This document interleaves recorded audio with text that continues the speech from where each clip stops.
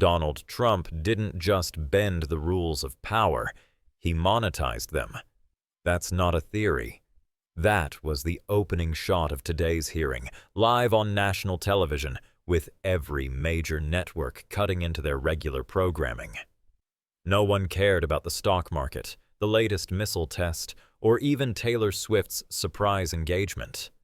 All eyes were on Capitol Hill, where the Oversight Committee had just named a sitting president, Donald J. Trump, as the central figure in a multi-billion-dollar financial entanglement that smelled like personal profit dressed up in patriotic rhetoric. Jasmine Crockett didn't wait for permission. She leaned forward, voice level and cold as dry ice. This isn't about left or right. It's about right and wrong. Then she dropped the figure. Not $2 billion, not 10, but $38 billion in federal contracts granted to Elon Musk since January 2025. The screen behind her lit up like a trial board. First on the docket, a $5.9 billion contract from the Pentagon to SpaceX, signed by a former Department of Defense official, one who also happened to serve as a political advisor to the Trump 2020 campaign. You could hear the click of pens freezing mid-air. Camera zoomed in. Trump didn't flinch. Arms crossed, jaw tight. He stared forward and fired back. Those are public records. I signed nothing. It wasn't denial. It was deflection, seasoned, practiced, dismissive. Crockett didn't blink. "True," she said, letting the word hang, "but Jared Kushner did. And the signature is 1 inch from the approval seal." Her tone wasn't accusatory. It was prosecutorial. Gasps weren't heard. They were swallowed. On the Republican side of the aisle, someone coughed too loudly. Others whispered to staffers. One leaned back, visibly agitated, signaling toward his phone. Crockett let the silence carry the weight. That's when Trump scoffed. Not laughed, but issued the kind of derisive grunt you'd expect from someone used to walking out of subpoenas. "That's a reach," he muttered. A calculated one-liner meant for cable news headlines. And yet, in that moment, the temperature in the room dropped by a full 5 degrees. The chairman banged his gavel, not in anger, but in restraint. The hearing was barely 7 minutes old, and already the battlefield was set. On one side, a president whose name sat on hotels, private jets, and now, allegedly, defense contracts routed through allies and family foundations. On the other, a congresswoman who understood that the most effective weapon in politics wasn't outrage, it was documentation. But this wasn't just about numbers. It wasn't even about Elon Musk. Not yet. The story Jasmine Crockett was unfolding wasn't one of technical violations or partisan squabbles. It was the story of how an administration publicly promised to slash waste, fraud, and abuse, while privately ensuring that oversight agencies were defunded, regulatory bodies gutted, and contracts handed out to companies orbiting within a narrow gravitational pull, one that happened to circle around the Trump name. No accusations were officially read into the record. No subpoenas had been issued. Yet. But Crockett's opening was a dare wrapped in precision. This wasn't the kind of scandal that trended for 24 hours and disappeared. This was the kind of thing that unraveled legacies.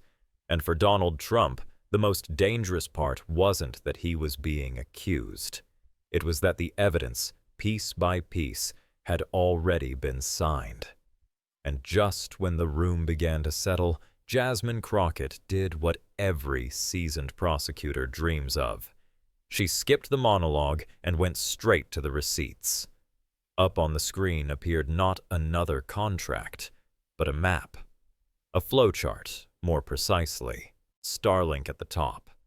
Then Altwell Capital, an opaque little investment firm with the personality of a caiman shell and the ethics of a raccoon in a garbage can, followed by two fat arrows pointing to Trump Media and the Trump Organization. The room didn't gasp this time. It just stared, stunned into a silence so sharp you could hear the air conditioning cough. Crockett's voice sliced through it. These funds did not go toward innovation. They went toward influence. Then came the punchline wrapped in a data bomb, a federal email, straight from the Department of Commerce, confirming that the President of the United States personally directed the selection of Starlink as the sole provider for the National Security Communications Modernization Program. No bidding, no competition, no oversight, just a direct order from the top, like a godfather picking his favorite nephew to run the family business. Only this time, the nephew owned satellites. Of course, someone on the Republican bench had to pretend they still cared about process.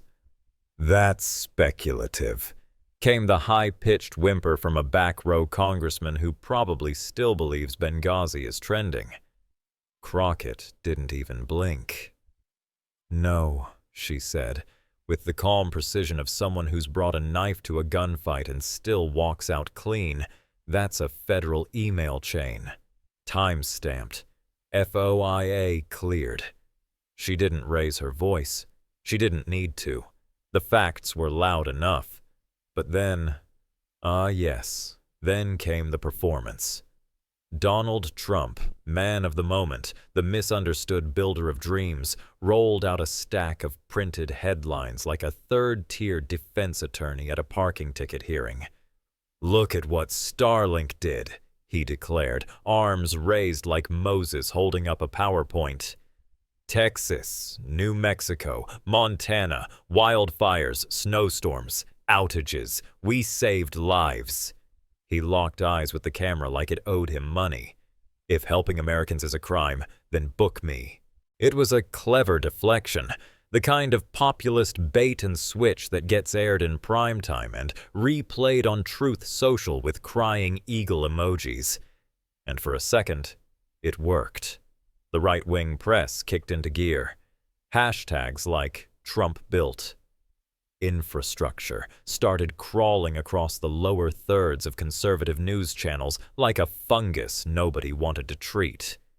The implication was clear.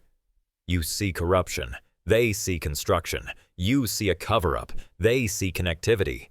Never mind the billions rerouted through a private capital firm into the president's own media empire, because hey, someone in Montana can now live-stream a barn collapse in 4K.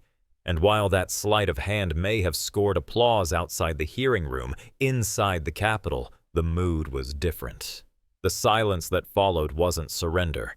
It was preparation. Because what Crockett had just revealed wasn't a conclusion. It was a fracture line. And the deeper she dug, the more dangerous it became. But that fracture line didn't break immediately. It pulsed. Slow, political, calculating.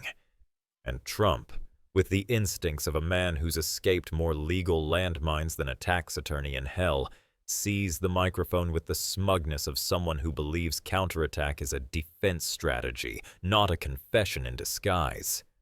"The real question," he announced, with a grin that could curdle steel, "is who's funding these attacks." It wasn't a rebuttal, it was a smear grenade. And just like that, he launched into a pseudo-populist tirade about PACs linked to Google and Amazon, vaguely tied to Crockett's name through a 6 degrees of donation slide he probably printed from Reddit. The insinuation was simple enough for the internet to digest in 5 seconds or less. This wasn't a hearing about corruption. It was a tech-funded witch hunt by one billionaire's friends against another. Right on cue, Twitter, or rather, X, the artist formerly known as Free Speech, lit up like a Christmas tree in July. Hashtags like Trump vs Big Tech and Deep State Darlings began trending, pushed by the usual suspects. Anonymous accounts with bald eagle avatars, bios that read Christian, patriot, investor, suspended twice. The spectacle turned from oversight to overhyped, and for a moment, just a brief, dizzying moment, it looked like Crockett might lose the floor. Not because she was wrong, but because Trump had shouted louder. But if there's one thing Jasmine Crockett knows, it's that showmanship fades and documents don't. So she pivoted, clean, clinical, and dragged the room back to the thing no slogan could erase. The Department of Government Efficiency, or as history may remember it, the most ironically named federal experiment since the Freedom Fries debacle. With the poise of someone used to being interrupted and the calm of someone who's read every page of the budget while her opponents skimmed the headlines, she laid it out. Elon Musk, once billed as the man who would cut $2 trillion in waste, had instead managed to trim just $18 billion, most of it by eviscerating the very agencies that had dared to investigate him. CFPB? Gutted. USAID? Gutted. EPA, NLRB, all slashed so thoroughly it looked less like fiscal discipline and more like a mob cleanup. She cited directly from the Consumer Financial Protection Bureau's own statement. 300 open consumer complaints against Tesla disappeared when our budget vanished. No metaphor, no spin, just cause and effect with a federal stamp. But Trump, never one to let a paper trail get in the way of a punchline, barked back. If they were real complaints, why didn't we see a single conviction? There it was, the classic Trumpian logic. If no one was punished, nothing happened. By that standard, Watergate was just a plumbing issue. But Crockett didn't raise her voice. She didn't take the bait. She just looked up and delivered the line that stuck like wet concrete to a polished shoe. Because the cops were defunded before they could knock on your door. And with that, the room fell quiet again, not because they didn't understand, but because they finally did. And if that silence had a temperature, it was about to drop another few degrees. The silence didn't fall. It froze. Because just as Trump's bravado ricocheted off the walls for the third time in 30 minutes, Jasmine Crockett pivoted like a surgeon moving from diagnosis to incision. "Let's talk about the Golden Dome," she said, not so much inviting discussion as declaring autopsy.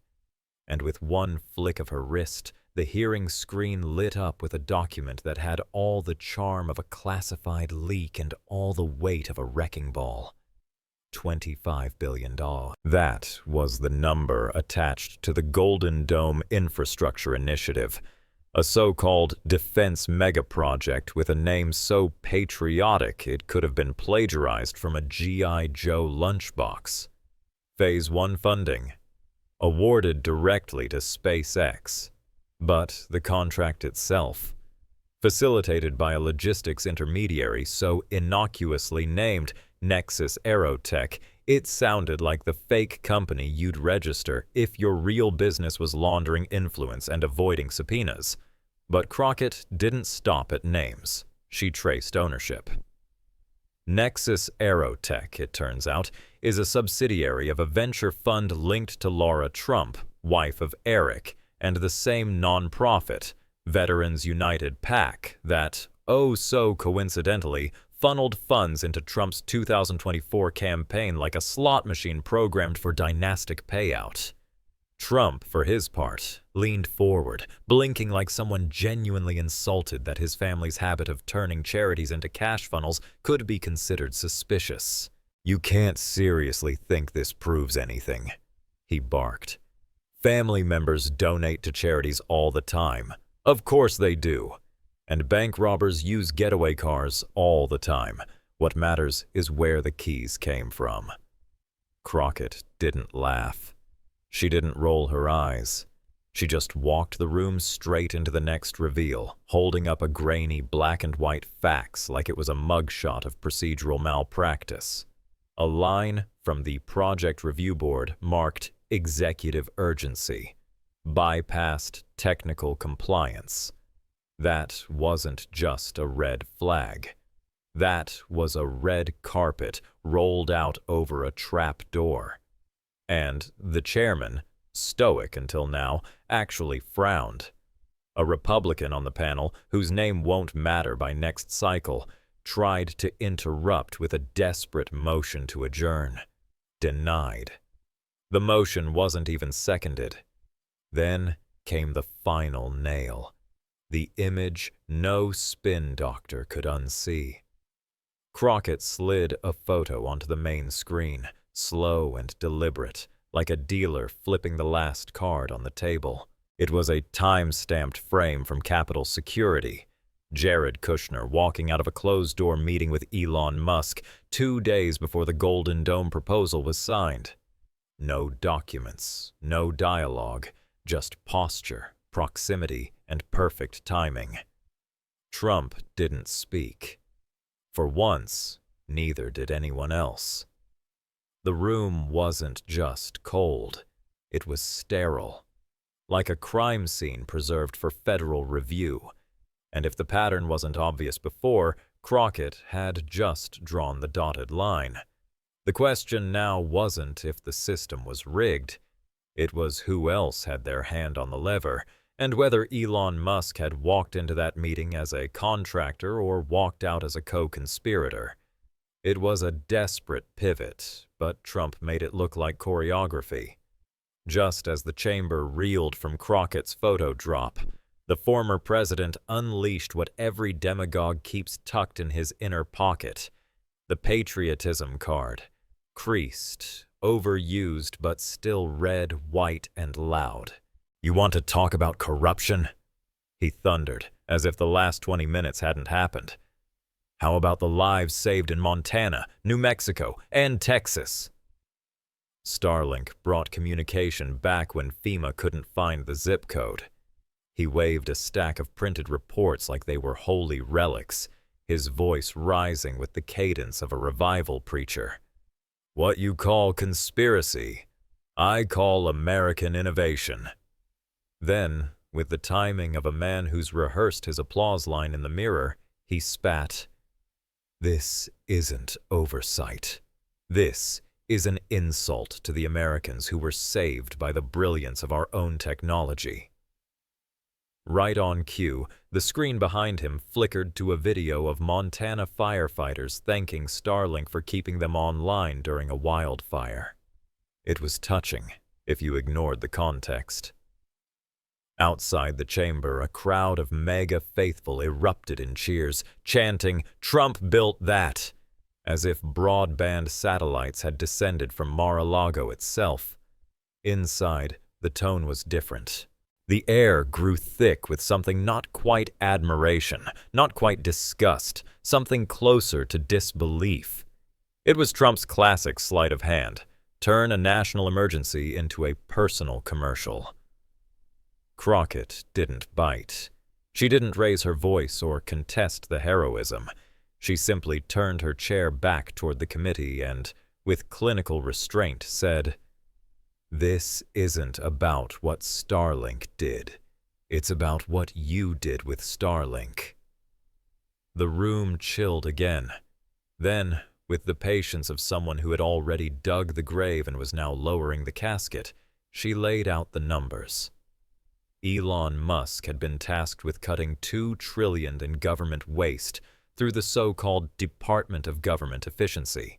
Instead, he shaved off a mere $18 billion, most of it by slashing the exact agencies that had dared to question his business empire. The Consumer Financial Protection Bureau, which had been handling over 300 complaints against Tesla, saw a 48% budget cut. USAID, which had opened a file on Starlink's activities in Myanmar, was slashed by 62%. The National Labor Relations Board, which had filed complaints against SpaceX for illegal union busting, suddenly found its budget reallocated. Not a single cut went to agencies infamous for redundant spending. No, the knife had been aimed exclusively at watchdogs, and it wasn't to clean the wound. Then came Trump's rebuttal, which might have worked better at a bar in West Palm Beach than under oath in front of Congress. He slammed the desk with an open palm and growled, "Coincidence. Or maybe we just got rid of trash." He smiled like it was a mic drop, the kind of line you practice in the shower with Fox News playing in the background. Crockett didn't so much smile as exhale. She turned, slow and razor-sharp, and without missing a beat, delivered a line that didn't need to shout to draw blood. "Or maybe you took the garbage out, because it smelled like you." No one clapped, no one moved, because it wasn't a punchline. It was a diagnosis. And if Trump thought the storm had passed, he was wrong. The real thunder was still waiting to walk through the door. And then, just as Trump's defenders recalibrated their talking points and Crockett's final lines still lingered like smoke from a political detonation, the back doors opened, and in walked the ghost in the machine. Elon Musk. No entourage, no press team, no theatrical pause for cameras. Just the richest man in America walking into a congressional hearing like it was a quarterly shareholder call. Every head turned. Even the stenographer looked up. The chairman adjusted his glasses and asked the only question that mattered. "You wish to testify?" Elon nodded once, without flair, without eye contact, especially not with Trump. It wasn't hostility. It was indifference. The kind of indifference only a man with too much power and too many lawyers could afford. "I'm here," Musk began, his voice even, dry, and surgical, "because this isn't sustainable. I was given power and instructions, but not oversight." That line didn't just shift the tone, it cracked it open. Crockett didn't waste the moment. She shot the question like a round. "Who gave you those instructions?" Musk paused. 3 seconds of silence that felt like slow-motion betrayal, and then answered, clear as crystal, "The office of the president." A wave passed through the room. Not outrage. Recalculation. On the dais, Trump didn't speak, but his hand, wrapped tightly around the chair's armrest, twitched just enough for the camera to catch. His tan somehow looked less golden and more like freshly dried clay. Then Musk moved to the kill switch.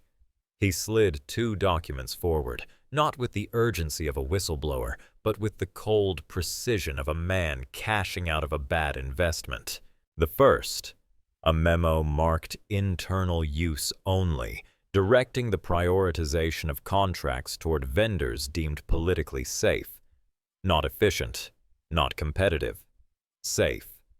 The second, a typed file note from a West Wing meeting, reading verbatim, "Avoid CFPB engagement. POTUS not comfortable with oversight on crypto systems." The kind of line that would have been comedy if it weren't already a subpoena in the making. The chairman, previously impassive, looked over his glasses and addressed the clerk. "Please enter these into the record. Mark them preliminary exhibits for criminal referral." The words weren't shouted, but they didn't have to be. They fell into the room like ice water across a live wire. For the first time all morning, the hearing wasn't about optics, alliances, or narratives. It was about evidence. And it wasn't Crockett who brought the fire. It was the very man Trump had armored himself with. Crockett stood slow, not triumphant, but deliberate. She didn't look at Elon. She didn't need to. She looked directly at Trump and delivered the line that landed like a brick through glass. You chose the wrong billionaire to hide behind.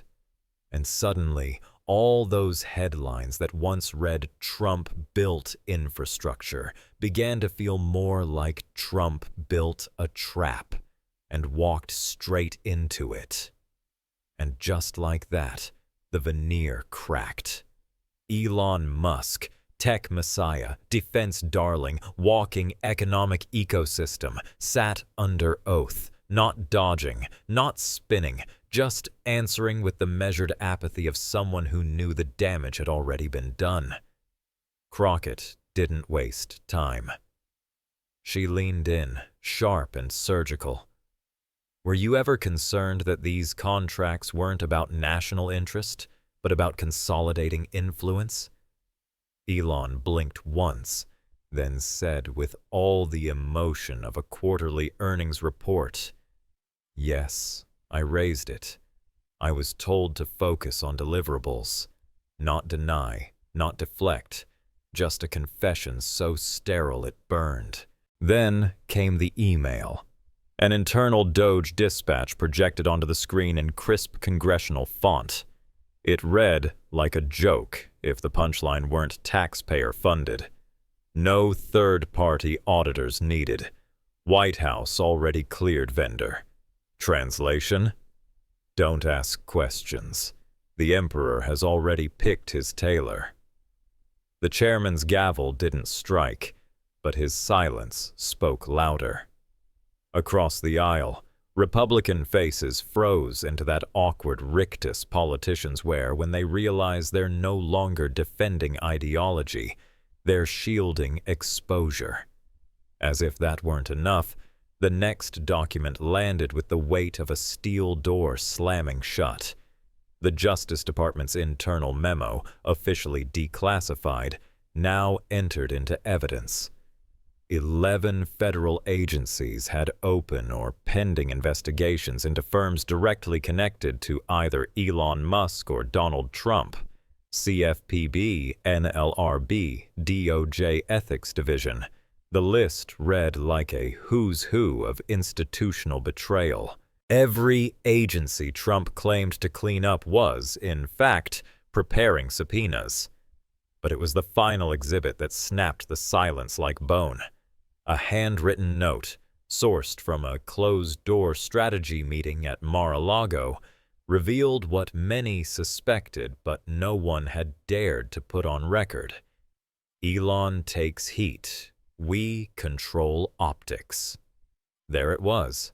Not a smoking gun, more like a flaming ledger with Trump's thumbprint still warm on the margin. Trump didn't respond. Not a word. Not a smirk. Not even a tweet-shaped scowl. For the first time, the man who branded truth as fake and lies as strategy found no punchline, no foil, no escape hatch. His legal team moved like reflex. We request a recess. The chairman didn't blink. Denied. Then came Crockett, voice low but sharp enough to cut fabric. You fed him contracts. He fed you cover. And both of you fed the country lies. The room didn't gasp. It inhaled. Because after hours of political theater, that was the moment everyone realized this wasn't a hearing anymore. It was an indictment in slow motion, and Trump had just run out of exits. By the time the chairman's voice returned to the room, it was clear the fracture had turned to collapse. Not of government, but of loyalty. The Republican line, once disciplined like a marching band on methamphetamines, began to wobble. One congressman gathered his papers and left, eyes fixed on the floor. Another ducked behind a staffer, muttering something about a family obligation. The rest? Silent, frozen, avoiding the cameras now circling like vultures that smelled legacy meat. Outside the chamber, even Fox News, usually as loyal to Trump as Trump is to golf carts, was hedging. A conservative senator, face blurred slightly by the broadcast filter of someone suddenly unsure of his future, sighed into a microphone. If even Musk admits political misuse, we're no longer defending policy. We're defending deception. It wasn't a soundbite. It was an obituary in real time. Back inside, Crockett remained steady. She didn't gloat. She didn't rise. She simply informed the room, and, by extension, the nation, that the House Judiciary Committee had formally received a petition for criminal investigation into the former president. Her voice didn't carry fire, just finality. It wasn't revenge. It was procedure. Then came the moment everyone had braced for, the chairman's declaration, stone-faced and crisp. Effective immediately, the Trump Organization is subject to a pre-investigative suspension from eligibility for federal contracts. Duration, 18 months. The statement landed like a concrete block dropped in a glass pool. Trump blinked once. No outburst, no rebuttal, just the faint tightening of his jaw as if his teeth knew something his legal team hadn't dared admit aloud. And through it all, Elon Musk sat still, neutral. Or what passes for neutrality when you've just torpedoed the very administration that once handed you the keys to the Treasury? He rose without flair, nodded briefly to the committee, not to Crockett, not to Trump, and offered only a single line as he walked out of the spotlight. I built rockets. But this whole thing, it was built to crash. He didn't say who built it. He didn't need to. The silence behind him answered that just fine. And from the look in Trump's eyes, it was no longer about whether the structure would fall. It was about how much of it he'd be buried under. When the chairman finally turned to him, Donald Trump rose like a man not defeated, but dismantled. No retort, no finger-pointing. No prepared monologue crafted for the Fox News chyron. He didn't look at the panel. He didn't look at Crockett. He simply stared past the cameras, as if somewhere beyond the lens existed a version of history he still believed he could negotiate. And with a voice that sounded less defiant than resigned, he muttered, "History will judge." It wasn't a declaration. It was a surrender disguised as stoicism. 3 words designed to sound noble while sidestepping everything grotesque. Crockett didn't bother to answer. She didn't roll her eyes or scoff or volley back a final blow. She just tilted her gaze to the monitor above them, where the official record now blinked across the screen in sterile white font. Presidential discretion and financial misuse. Oversight Phase 1 completed. No adjectives were needed. The title itself now read like an indictment dressed in procedural respectability. Outside, headlines were already writing themselves. Trump-Musk axis exposed. DOJ to review evidence. Anchors scrambled to reframe their noon segments. Strategists ducked into elevators. Super PACs hit pause. Inside the chamber, the air had turned metallic, like the last breath in a locked vault. A reporter, perhaps out of reflex more than curiosity, called out as Crockett exited, "Do you think this ends his political future?" She didn't stop walking. But as she passed the marble column, she spoke over her shoulder. Not for the cameras, but for the record. "That's not up to me," she said, but the people just saw what they needed to see. And in a city where truth is often bartered like currency, today, for once, it had been broadcast without a price tag. The curtain hadn't closed, but it had unmistakably begun to fall. Donald Trump walked out of the Capitol alone. No Secret Service detail trailing him like a presidential tailwind. No aides scrambling behind with folders or rehearsed statements. Just a man stepping into the D.C. dusk, shoulders squared but gait slowed, not by age, but by the weight of consequence. On one side of the barricade, protest signs dipped in silence. On the other, a handful of loyalists lowered their hats, some unwilling to meet his gaze. And then, subtle but seismic, a few turned their backs. Not to boo, not to chant, just to end the chapter themselves. Inside the hearing room, time stopped pretending. The witness chair sat empty, but still pointed toward the dais like a relic of accountability. On the desk, the infamous fax, "Elon takes heat, we control optics," remained untouched, the final page still curled, still unread. No one moved to pack up. There was nothing left to rearrange. The truth had already unfolded, one document, one answer, one silence at a time. That night, Elon Musk made no appearances. He didn't take victory laps or offer apologies. He didn't need to. He posted one line on X in grayscale font and untagged. "Clean systems don't need shadows." It wasn't a confession. It wasn't a defense. It was what Silicon Valley billionaires offer when they want to sound profound without getting deposed. Jasmine Crockett held a press conference under the Capitol steps, just as the sun dipped low enough to cast shadows on every column. There were no theatrics, no dramatics, just a single microphone, a few flashes, and her voice, steady, unshaken. "We didn't start a war today," she said. "We just turned on the lights. And maybe that's all it took. Not a raid, not a verdict, not an arrest. Just enough light to show what had been hiding in plain sight. And that light, though not yet strong enough to convict, was already more than enough to reveal the shape of the dark."